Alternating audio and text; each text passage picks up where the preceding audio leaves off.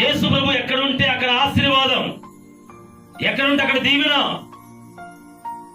ఎక్కడ ఉంటే అక్కడ రక్షణ కూడా.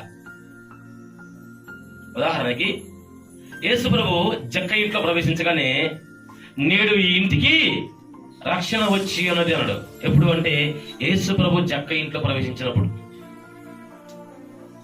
అలాగనే ఇప్పుడు యేసు ప్రభు యొక్క శిష్యుడైన పేతురింట్లోకి యేసు ప్రభు రావడం వల్ల ఏమిటంటే ఆ పేతురు వల్ల అత్తగారికి ఉన్నటువంటి జ్వరము తగ్గిపోయింది. ఎలా అంటే యేసు ప్రభు వచ్చాడు, పేతురు గారి యొక్క అత్తను గారు చూశాడు. చూస్తే ఆమె జ్వరంతో వణికిపోతా ఉంది, గలగలాడిపోతుంది. ఆమెను ముట్టుకోగానే ఆమె ఉన్న జ్వరము ఆమెను విడిచిపెట్టి వెళ్ళిపోయింది.